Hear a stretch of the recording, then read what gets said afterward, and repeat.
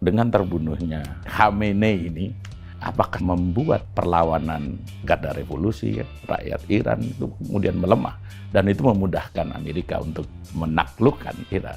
Sefatal-fatalnya konsekuensi yang harus diterima, apa yang ditunjukkan Iran adalah sebuah penegakan martabat yang luar biasa. Mereka mungkin menyadari kok dia tidak mampu untuk mengalahkan Amerika, tetapi itu bukan alasan untuk tidak melawan.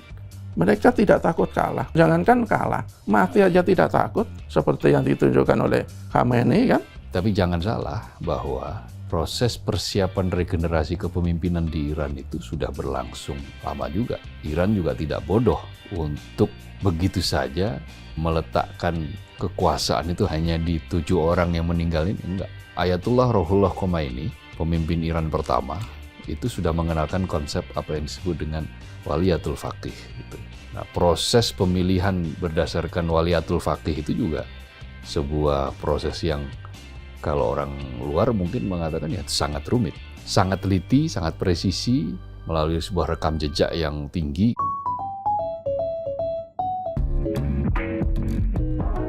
Halo Sobat Media Indonesia, salam sehat dan selalu semangat.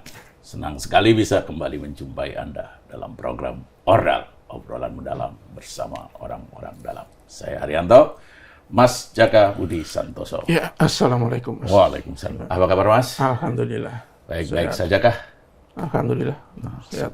Alhamdulillah, senang kita ini karena soalnya dunia sedang tidak baik-baik saja. Sedang baik-baik saja.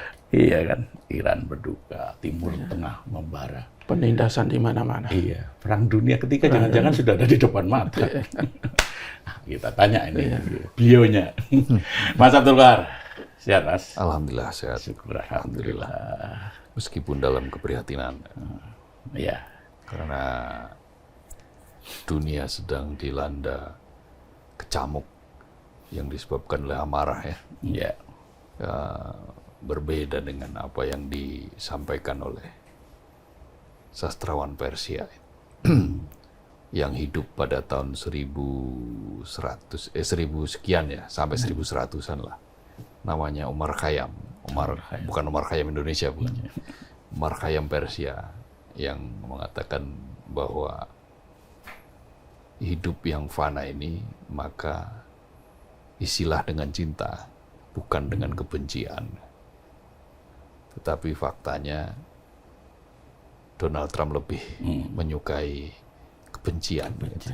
Netanyahu lebih menyukai kebencian daripada menebar cinta. Gitu. Alih-alih menebar cinta malah yang ditebar adalah teror. Selengkapnya bisa dibaca di podium hari ini. Aku juga baca itu, ternyata juga Mas Qahar itu memang cocoklah dengan situasi saat ini.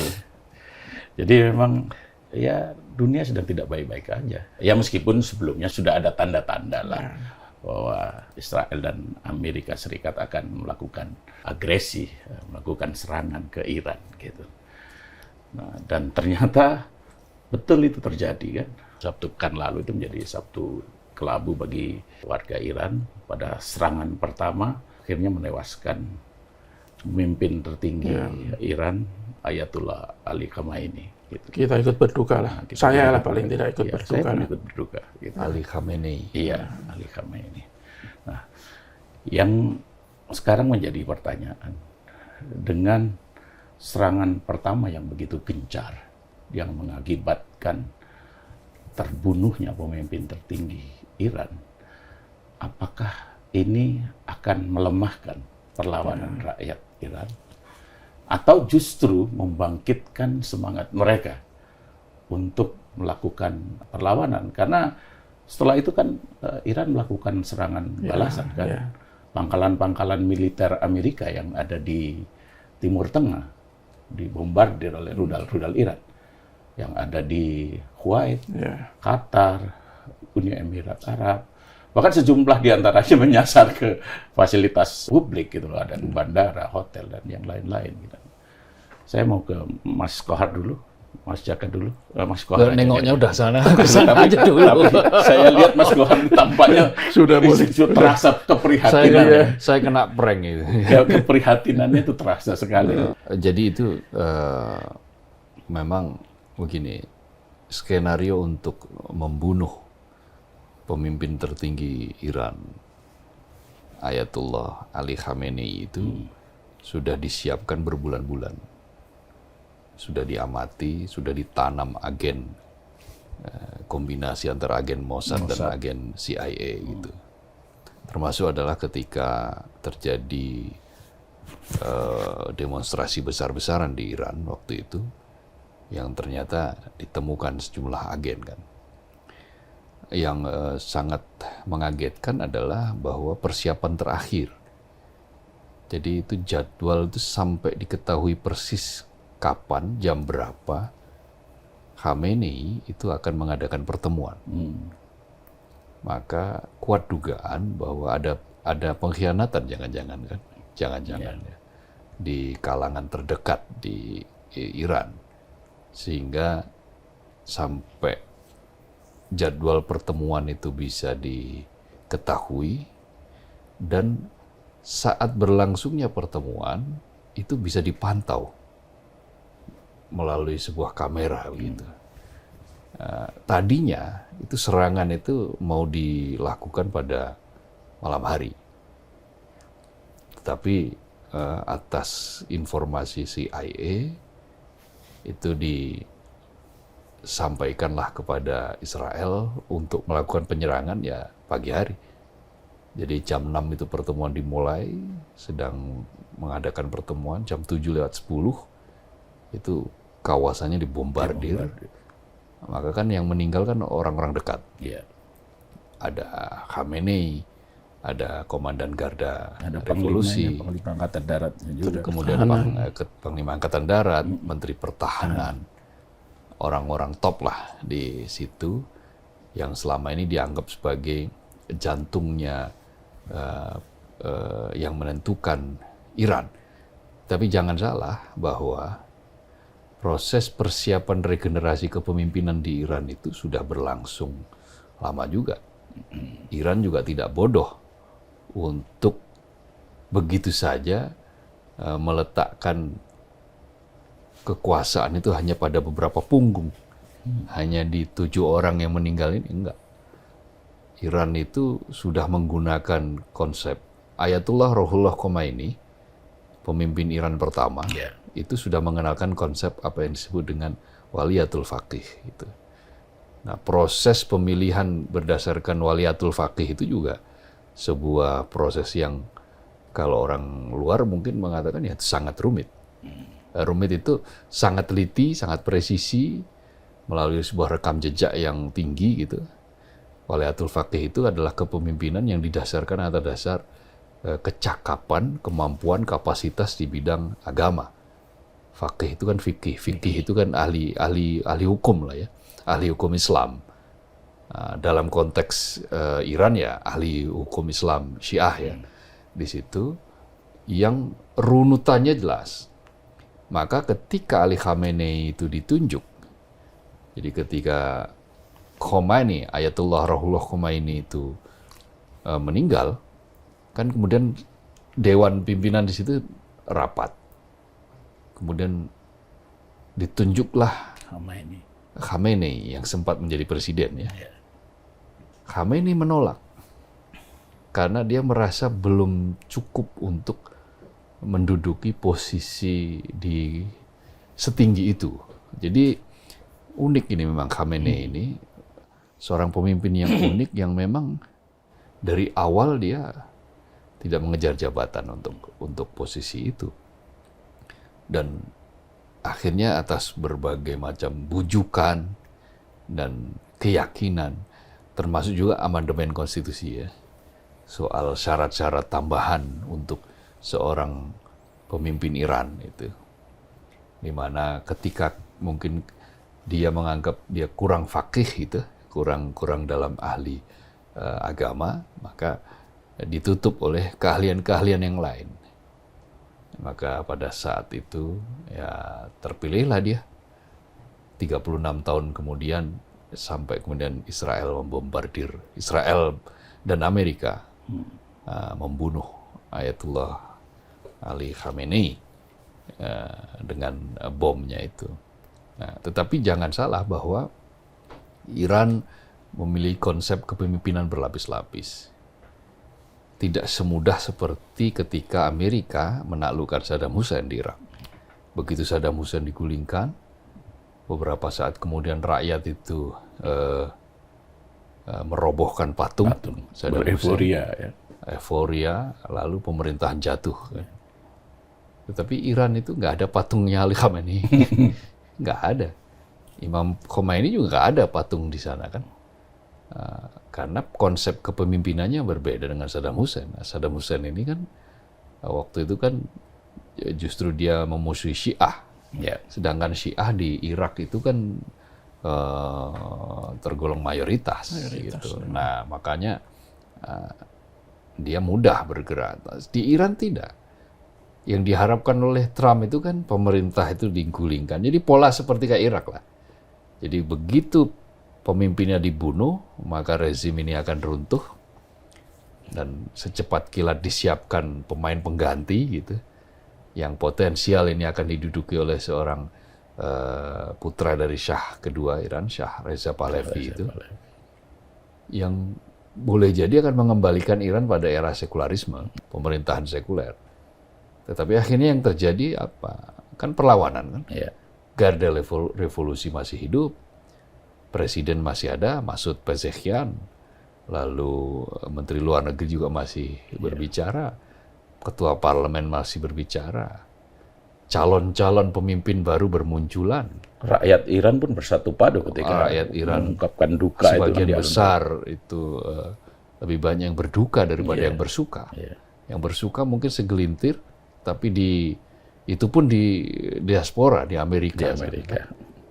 Nah, itu menunjukkan bahwa target Amerika untuk menyelesaikan secara cepat Iran ternyata ya gagal. Ya, jadi artinya dengan terbunuhnya Khamenei ini, apakah serta-merta membuat perlawanan ya garda revolusi rakyat Iran itu kemudian melemah dan itu memudahkan Amerika untuk menaklukkan Iran? Tergantung pada bagaimana hasil penyelusuran intelijen berikutnya. Tetapi yang saya lihat sejauh ini perlawanan Iran juga tidak kalah sengit. Terbukti dari serangan terhadap Tel Aviv bisa masuk, menyerang pangkalan-pangkalan Amerika presisi. Artinya tidak ada loh negara sejauh ini yang pernah berani menyerang pangkalan Amerika kecuali Iran. Itu artinya meskipun pemimpin tertinggi mereka sudah wafat, sudah gugur, tetapi lapis berikutnya itu bekerja seolah sudah ada yang mengomando loh. Seolah ya mungkin boleh jadi memang sudah ada yang mengomando. Sasarannya itu misalnya setelah ini apa.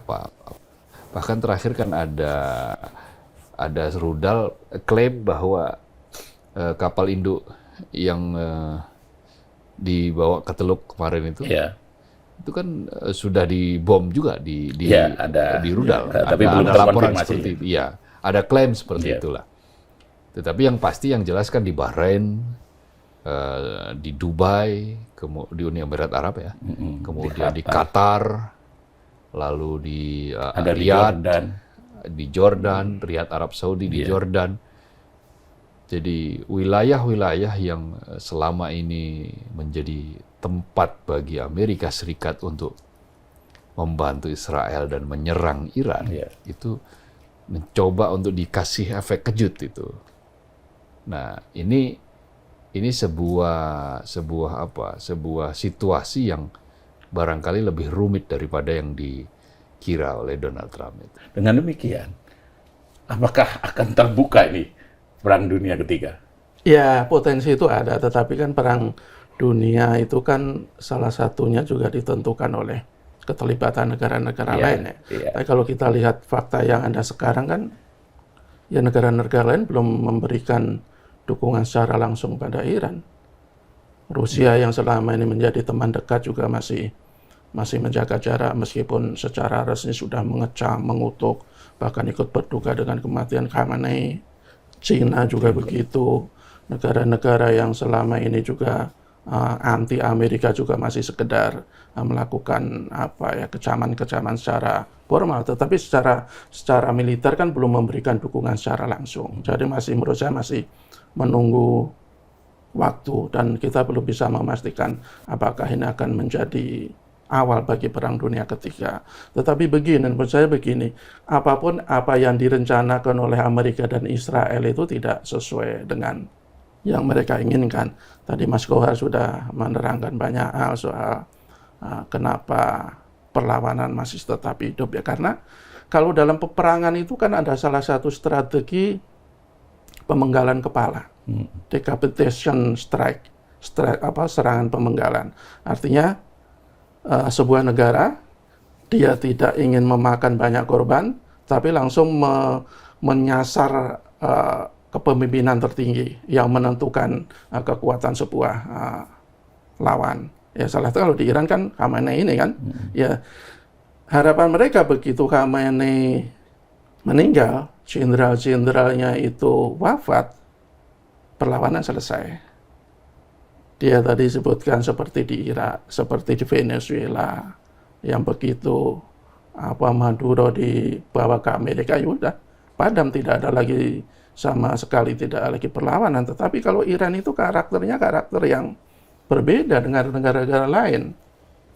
Sejarah peradaban mereka itu kan sudah ada sejak ribuan tahun yang lalu sebagai bangsa Persia. Dan selama ini Iran itu dikenal sebagai negara yang anti-imperialisme. Mereka dalam sejarahnya berkali-kali ya menentang habis-habisan para penjajah. Ada banyak sekali realitas yang menyebutkan betapa Iran itu sama sekali tidak pernah gentar dengan para penjajah. Pada tahun saya kemarin baca ada tulisan yang menurut saya juga sangat menarik. Dia memaparkan begitu banyak data tentang sejarah Iran. Pada tahun 1890 misalnya, itu terjadi revolusi tembakau. Ketika rakyat Iran di bawah Ayatollah Shirazi itu memboikot perdagangan tembakau yang dimonopoli oleh Inggris. Kemudian pada tahun 1905 itu ada revolusi konstitusional untuk membatasi monarki Iran, yaitu karena terkait dengan negara-negara asing. Kemudian 1964 Imam Khomeini melawan Shah Reza. Shah Reza kita tahu sendiri kan, dia didukung penuh oleh Amerika, dia sangat akrab dengan Israel, sementara kita tahu Israel itu juga sudah menjajah Palestina, bahkan dia mencanangkan tujuan yang menurut mereka tujuan suci, yaitu Israel Raya, mulai dari Laut Tengah atau Laut Mati sampai pokoknya di seluruh Jazirah Arab itu diklaim punya dia, tapi Iran teguh menentang mereka di bawah Khomeini. Kemudian tahun 1979 ketika revolusi Iran menang, monarki Pahlavi itu jatuh, ya Iran di bawah Khomeini menegaskan posisinya sebagai negara yang tidak mau diatur oleh negara manapun, termasuk Amerika. Bahkan ketika 1990 mereka diembargo, mereka dikucilkan, mereka dikenai sanksi yang begitu masif terhadap perekonomian mereka tegar saja. Kan kalau negara-negara lain meskipun mereka kaya sekaya apapun, ketika dia sudah dikucilkan oleh negara lain, pelan tapi pasti dia akan rontok. Tapi kan Iran enggak. Mereka malah bisa menumbuhkan perekonomian dalam negeri, mereka malah bisa membangun kekuatan militer yang kalau di Timur Tengah itu paling kuat lah. Hampir setara dengan Israel. Kalau Israel ya karena dia tidak diembargo sama sekali, dia mendapat dukungan penuh dari Amerika dan negara-negara Barat, ya wajar saja kekuatan militer mereka sangat kuat. Tetapi kan Iran tidak. Mereka tidak boleh berdagang dengan negara manapun, disanksi oleh Amerika, tapi dia bertahan dan sampai sekarang. Jadi karakter-karakter seperti itu yang menurut saya menjadi modal yang sangat besar bahwa Iran itu tidak akan semudah negara nelayan untuk ditaklukkan oleh Amerika. Dari sisi kekuatan militer saya pikir meskipun kekuatan rudal-rudal Iran itu juga sangat dahsyat, tetapi ya masih belum sebanding lah apa ya dengan yang dimiliki Amerika, apalagi dibantu dengan Israel. Tetapi dengan kekuatan nasionalisme mereka, saya pikir itu merupakan sebuah kekuatan yang tidak mudah untuk ditaklukkan begitu saja. Apalagi begini, kalau kita lihat Khamenei itu kan selama ini kan dikenal sebagai figur pemimpin yang meskipun dia punya kekuatan yang hampir tidak terbatas, tetapi kan dia masih kelihatan sederhana, mencintai rakyatnya. Bahkan dalam sebuah video pendek itu kan dia menyebut, ya artinya dia tidak masalah kalau harus meninggal. Karena nyawa saya tidak penting, saya sudah tua. Yang lebih penting itu Iran, dan yang lebih penting itu adalah Islam. Jadi karakter yang begitu menyejukkan, paling tidak bagi rakyat Iran, yaitu semakin membuat rakyat Iran itu akan membela habis-habisan pemimpinnya ketika diserang oleh negara luar, termasuk ketika perang Irak-Iran ya. Itu kan juga rakyat Iran itu begitu bersatu padu membela Khomeini ketika itu kan, ya karena begitu, karena pemimpinnya juga tidak, meskipun dalam tanda kutip bisa dikatakan diktator karena dia menguasai segala lini, tetapi kan ya dia menunjukkan sebagai sosok yang tidak semena-mena terhadap rakyatnya. Dan ini modal yang sangat kuat. Ini adalah kekuatan yang tidak bisa dianggap remeh oleh Amerika dan Israel. Sekarang kita bicara soal dampaknya bagi dunia internasional ya, terutama perekonomian global ya. Yang paling serius kan dengan ditutupnya Selat Hormuz kan oleh Garda Revolusi. Dan itu akan membuat harga minyak akan melambung tinggi kan. Iya. Nah, tentu saja itu akan berdampak kepada perekonomian global, termasuk Indonesia. Yeah. Nah, yang pertama, apakah dengan ditutupnya Selat Hormuz itu akan menaikkan harga BBM di Indonesia? Kemudian, bagaimana dengan nilai tukar rupiah dan pasar saham? Selat Hormuz itu dia adalah selat yang dilalui oleh kapal-kapal tanker minyak yang membawa seperlima dari kebutuhan minyak dunia. 20% ya? Ya, hampir 20%. Kan kebutuhan minyak dunia itu sekitar 105 juta barrel per hari. Sementara yang melewati Selat Hormuz itu hampir 20 juta. Itu kan berarti seperlimanya. Itu untuk minyaknya. Lalu LNG itu kebutuhan produksi LNG dunia itu kan sekitar 420 juta ton. Sepertiganya gas alam cair itu dikirim melalui Selat Hormuz. Jadi bisa dibayangkan kalau Selat Hormuz itu ditutup oleh Iran, maka seperlima minyak terganggu, sepertiga LNG terganggu. Nah, jika pasokan terganggu ya otomatis harga akan melambung. Ini aja sejak ketegangan terjadi antara Amerika dan Iran, itu harga minyak itu dari Januari, minyak dunia ya, sampai sekarang akhir Februari itu sudah naik 20,2%. Dari 50, sekian sekarang sudah dari 60-an sekarang sudah 72 dolar per barrel. Artinya tren kenaikan ini akan semakin meledak kalau sampai perang berlarut-larut dan bisa mungkin sampai 120. Ya, 120. Katakanlah belajar dari pengalaman yang sudah perang, apakah itu perang Teluk yang pertama ketika Irak-Iran, atau perang ketika Irak-Kuwait, atau perang yang kemudian terakhir gitu kan, yang perang Afghanistan gitu. Itu kan kalau Afghanistan nggak terlalu kalau Iran itu karena dia pemilik cadangan minyak terbesar ketiga di dunia, maka ya sangat berpengaruh kan. Jadi bukan hanya soal Selat Hormuz, tetapi lebih juga kepada bagaimana tata kelola minyak nanti Jadi Amerika ini memang susah untuk dikatakan tidak mengincar minyak, itu susah. Venezuela, kenapa Venezuela? Venezuela itu cadangan minyaknya tertinggi di dunia. Cadangan minyak terbesar di dunia itu bukan Arab Saudi. Nomor 1 itu Venezuela. Nomor 2 itu baru Arab Saudi. Bedanya Venezuela sama Venezuela itu baru sedikit yang diproduksi, sementara Arab Saudi itu banyak yang diproduksi karena negaranya bisa dan mampu memproduksi, mengeksplorasi dan mengolah dan punya kilang-kilang yang hebat, efisien. Sementara Venezuela kan kesulitan secara ekonomi untuk membuat kilang, untuk mengelola minyak. Dan yang nomor 3 itu adalah Iran. Dulu Arab Saudi sudah bersekutu dengan Amerika, jadi sudah cincai lah. Tapi Venezuela kan belum. Venezuela itu lebih banyak mengirim minyaknya ke Cina, ke Rusia, dan menentang Amerika. Maka diganggulah dia. Nah, Venezuela lebih mudah. Nah, yang kedua sudah aman. Nah, yang ketiga ini yang nggak aman ini.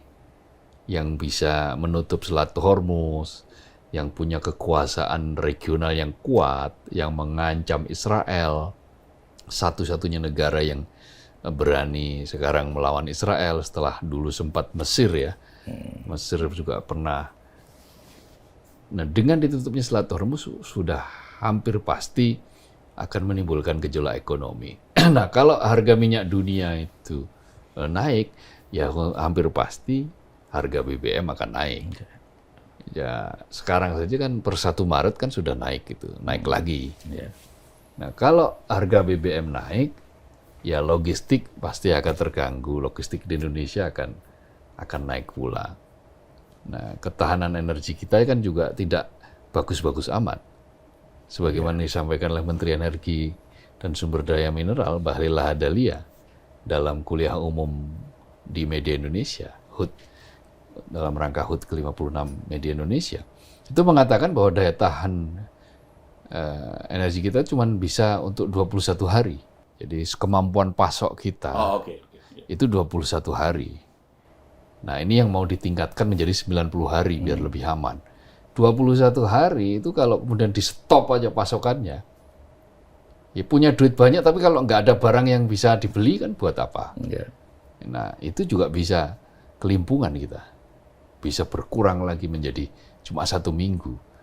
Nah, inilah mengapa bahwa perang ini bisa menimbulkan dampak efek yang juga serius bagi Indonesia. Karena itu kalau saya pribadi ya berharap sudah nggak usah perang gitu. Kembalilah ke meja perundingan. Itu si Trump sama Netanyahu itu gimana caranya lah supaya ambisinya itu direm begitu. Direm supaya tidak terlalu besar ambisinya sehingga dunia bisa selamat oleh ambisi-ambisi yang sangat aneh itu. Di Amerika Serikat sendiri Donald Trump dilawan habis sama Kamala Harris yang mengatakan bahwa Donald Trump telah membawa Amerika, menyeret Amerika ke dalam sebuah perang yang tidak sah. Perang ilegal kan. Karena itu Kongres harus segera menghentikan ini. Itu Kamala Harris mengatakan begitu. Bernie Sanders juga mengatakan seperti itu. Jane Fonda, itu artis, itu juga mengatakan seperti itu. Robert De Niro juga mengatakan seperti itu. Artinya di dalam negeri Amerika Serikat sendiri itu suara-suara yang anti terhadap ambisi Trump untuk menghabisi Iran ini juga sangat kencang, sangat besar. Nah, itu yang efek itu baru soal minyak. Belum lagi efek-efek yang lain. Rantai pasok pasti akan terganggu. Ini umroh saja sudah jelas. Dari batalkan ada puluhan ribu, 54.000 kalau tidak salah. 40-an yang masih stay. Oh, yang stay ya. Yang belum bisa pulang. Ya, sudah terlanjur berangkat tapi belum bisa pulang kembali ke tanah air karena udara kan ditutup gitu kan. Apa namanya? Langit di beberapa negara yang dilalui oleh pesawat kan lagi ditutup. Ya. Nah, itu yang menimbulkan kerisauan, sehingga Kementerian Haji untuk sementara memoratorium, mengimbau untuk tidak Umrah. tidak jalan dulu kan. Kan biasanya transitnya ke Ya, ada yang ke Dubai, ada yang ke Abu Dhabi gitu kan. Nah, di titik-titik itu kan sekarang ditutup semua sementara ini. Karena pangkalan Amerika yang ada di sana dibom oleh Iran sebagai balasan atas serangan yang brutal yang dilakukan oleh Israel dan Amerika, yang tidak hanya membunuh pemimpin tetapi juga membunuh anak-anak kan. Anak-anak sekolah dasar di Iran bagian selatan ada hampir berapa itu 100 lebih anak-anak. Ini kan apa namanya ini? Ini kalau dunia tidak mengecam Israel itu juga kebangetan sebetulnya itu. Nah, itu yang kita lihat bahwa selesailah perang, jangan berlanjut ini. Harus ada yang mau mengerem ambisi Donald Trump. Toh buktinya sampai hingga detik ini Iran tidak menggunakan senjata nuklir untuk sebagai senjata kok. Iran kan berkali-kali bilang bahwa pengembangan nuklir kan adalah untuk energi kan. Tapi kan Amerika nggak percaya. Bahkan yang sudah punya senjata nuklir kan malah sebetulnya Israel kan. Nah, ya potensial dipakai kan misalnya. Itu kalau sampai itu terjadi, waduh, dunia akan diliputi oleh kesumat. Dunia diliputi oleh kebencian, bukannya cinta. Sebagaimana yang diamanahkan oleh Umar Khayyam, sastrawan Iran itu, sastrawan Persia. Jadi dampak ekonomi ini akan sangat-sangat buruk ke depan. Kalau rupiah dan saham, ya kan rupiah kan memang sudah nilai tukarnya sudah melemah. Nilai tukar melemah. Itu lebih karena ya situasi waktu itu kan dolar yang menguat, dan kemudian kalau saham kan memang ada investor yang wait and see, yang kemudian keluar karena melihat mengkritisi atau melihat kebijakan pemerintah ke depan seperti apa. Tapi kalau energi ini yang langsung dampaknya akan terasa gitu. Rakyat Amerika mungkin sebagian besar kan, kalau berdasarkan survei kan menolak serangan Amerika Serikat dan Israel ke Iran ini. Yang setuju serangan Amerika ke Iran itu hanya 21%. Sisanya mereka tidak setuju. Nah, tadi disampaikan ada mantan wakil presiden Kamala Harris, terus kemudian ada senator Bernie Sanders, kemudian ada nama-nama prominent lah. Ada tadi Jane Fonda, siapa lagi tadi? Robert De Niro ya, siapa? Terus kemudian unjuk rasa itu terjadi secara masif. Di Los Angeles, di New York, di Washington. Nah, yang jadi pertanyaan, serangan Amerika Serikat dan Israel ke Iran ini sebenarnya untuk kepentingan siapa? Kalau sebagian besar rakyat Amerika aja menolak. Ya, kepentingan Donald Trump. Dengan politiknya yang ingin menguasai dunia. Donald Trump kan ingin punya ambisi. Ada dua ambisi Trump itu. Ambisi kekuasaan dan politik, dan ambisi ekonomi. Ambisi kekuasaan itu ingin menjadikan Amerika itu sebagai saing ada lawan lah, kira-kira gitu. Sebagai betul-betul adidaya yang tidak bisa dilawan, baik secara persenjataan, secara politik, maupun secara ekonomi. Secara politik, ya dia ingin menunjukkan kepada dunia bahwa Amerika ini bisa segalanya. Amerika bisa melakukan segalanya. Alutsistanya canggih, teknologinya modern, intelijennya itu luar biasa, menyusup. Nah, itu dilakukan oleh Donald Trump. Dan di samping itu, ya dia juga ingin menaklukkan dunia melalui negosiasi dagang, dengan perang dagang. Awalnya hanya dengan Cina, tapi kemudian kan merembet ke Uni Eropa, ke semua negara lah kena.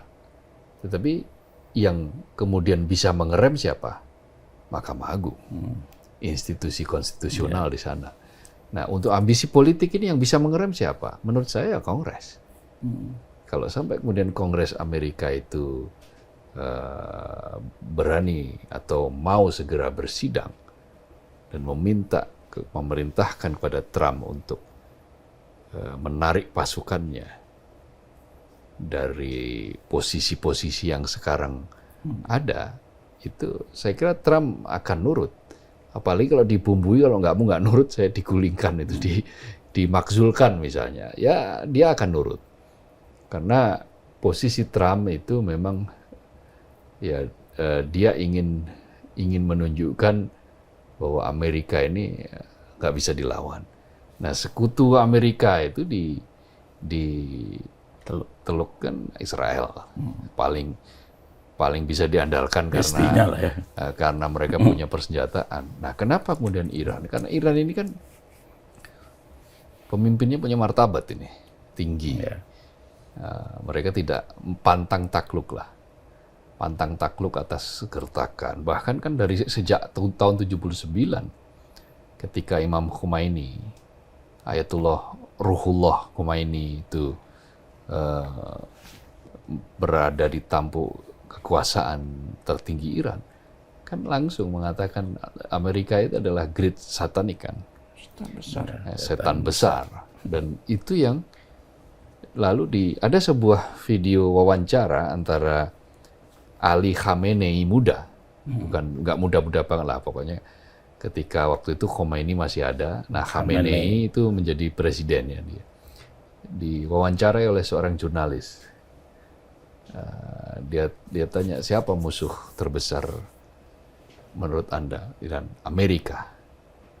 Ya, dia satu napas, satu jalur dengan Khomeini. Maka ya Donald Trump makin tertantang untuk melakukan itu. Tetapi sayangnya ya apa yang dilakukan oleh Israel dan Amerika kan terlalu brutal, sangat brutal, sampai mengebom sekolah dasar. Itu pasti, ya bukan pasti, ada kemungkinan informasi intelijen yang mengatakan bahwa ada pimpinan-pimpinan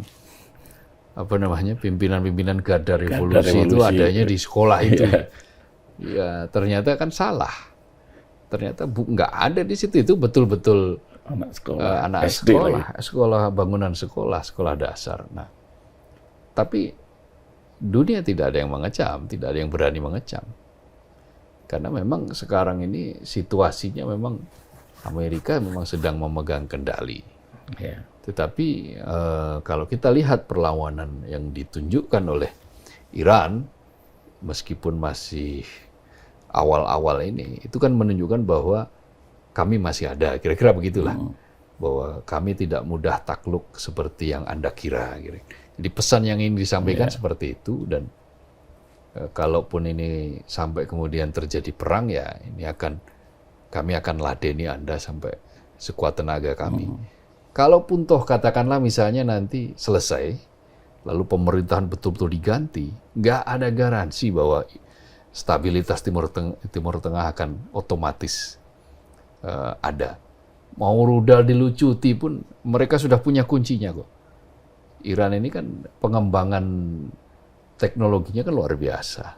Orang-orangnya kan didikan kampus di KOM itu luar biasa. Aliansi mereka dengan Rusia dan Cina itu kan juga sudah sangat lama. Dan itu dibangun dalam proses dari generasi ke generasi gitu. Jadi ada pewarisan generasi. Ahli nuklirnya itu kan dibunuhin satu persatu oleh Israel, oleh agen Mossad. Israel tetap aja muncul lagi. Karena memang kapasitas intelektual bangsa Persia ini kan luar biasa. IQ-nya tinggi lah. Gitu. Jadi kemampuan dalam menciptakan inovasi itu sangat-sangat tinggi. Jadi sebaik-baiknya adalah damai. Tetapi kalau sampai Trump itu tidak juga kunjung menarik tuas rem, maka ya ini akan menjadi sebuah perang yang lumayan agak panjang dan semakin tidak menentu. Situasinya akan sangat tidak stabil dan kita menghadapi situasi yang sangat berat ke depan kalau tidak segera ada campur tangan komunitas dunia lah, termasuk Indonesia di dalamnya, di dalam mengajak semua untuk kembali ke hitoh adanya organisasi-organisasi dunia itu adalah untuk menciptakan perdamaian. Bahkan kembali ke hitoh Board of Peace itu kan pakainya peace kan perdamaian. Jadi ketika bukan itu Board of War tadi itu ya, seperti kata makanya kan artinya kembalikan itu kepada hitohnya. Kalau memang niatnya untuk perdamaian, ya jadilah promotor perdamaian, bukan promotor perang. Itu saja saya kira. Nah, dengan kematiannya Ali Khamenei ini, seperti apa nanti ini masa depan Iran? Ya, tergantung. Kalau nanti umpamanya akhirnya Iran itu kalah, kemudian oposisi itu yang berkuasa, bisa jadi Iran itu akan berubah total dari yang tadinya berada di bawah sistem teokrasi menjadi demokrasi atau sekuler. Tapi menurut saya itu masih perlu pembuktian yang sangat panjang, karena sekali lagi ya sistem teokrasi yang berlaku di Iran itu sudah sangat mengakar di kalangan masyarakat Iran. Memang ada sebagian yang tidak setuju karena begitu cukup ketat kan aturan-aturan yang diberlakukan itu, termasuk masalah urusan jilbab segala macam. Tetapi ketika para pemimpin Iran itu masih menunjukkan bahwa mereka memang pemimpin, bahwa mereka tidak semena-mena kepada rakyat, saya pikir rakyat masih akan tetap mendukung sistem yang sekarang. Jadi perlu pembuktian yang cukup panjang, dan yang paling penting begini, dalam perang ini kalau tidak segera damai, ya saya berharap segera damai. Tetapi kalau tidak segera damai, perang akan berpanjangan, mungkin Iran akan kalah.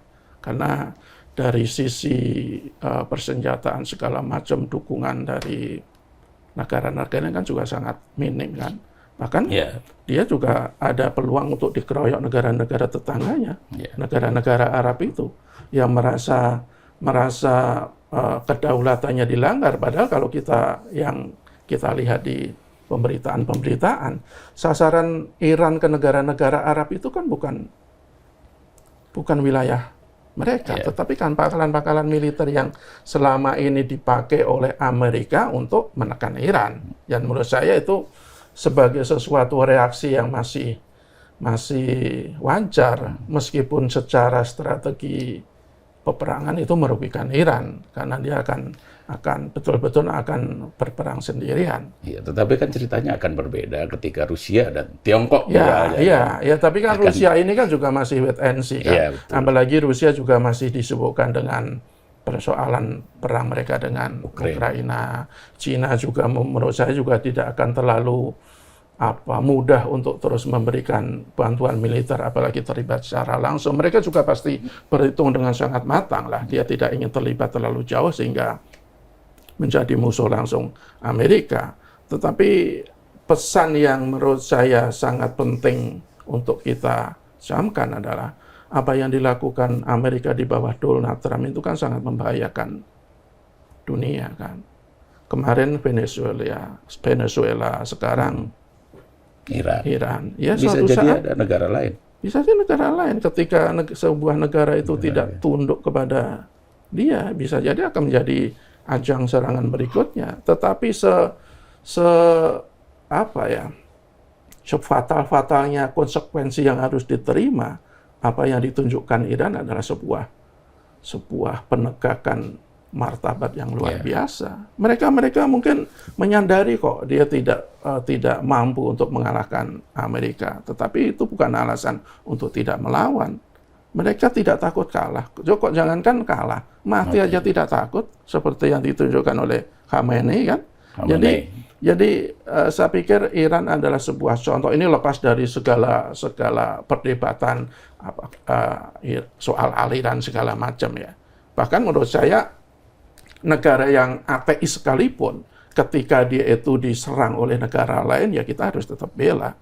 Jadi Iran menurut saya sudah menunjukkan jati dirinya sebagai sebuah negara yang betul-betul berdaulat, tidak mau didikte oleh negara lain, tidak mau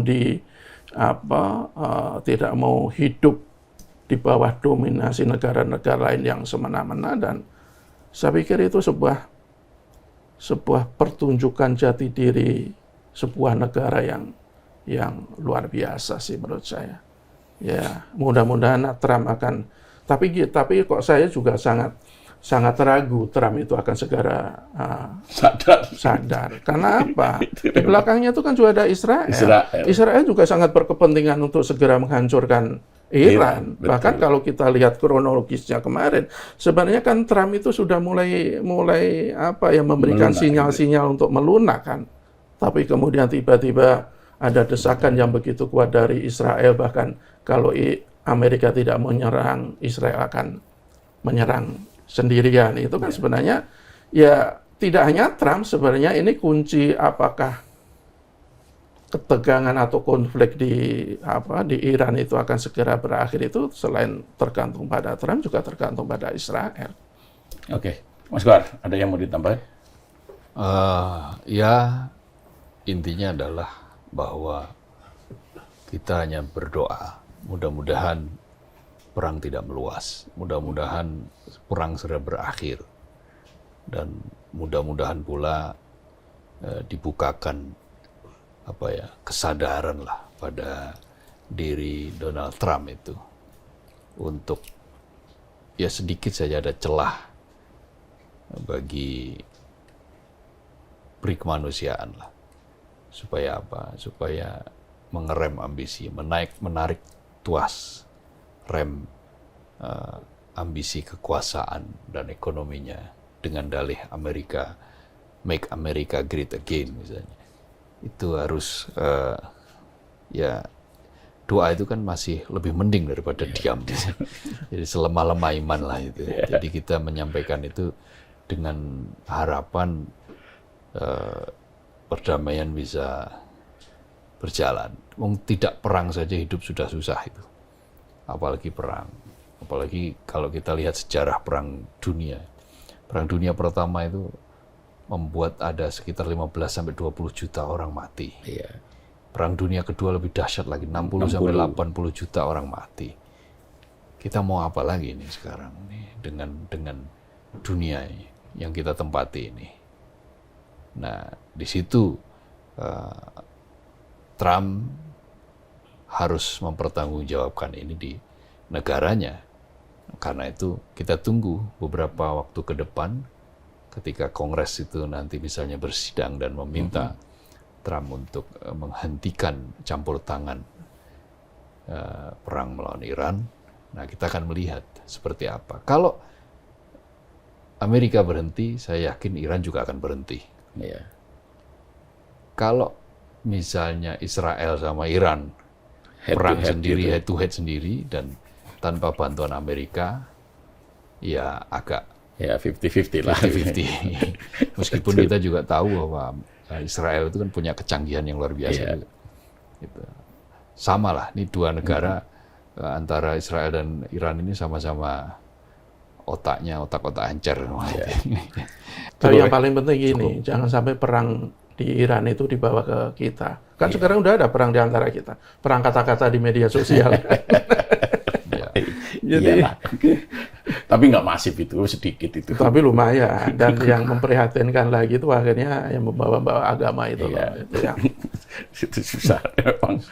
Ya mudah-mudahan Timur Tengah tak lagi membara lah ya. Mudah-mudahan ada damai di Iran. Oke, Sobat Media Indonesia, demikian perbincangan kami. Semoga bermanfaat. Salam sehat.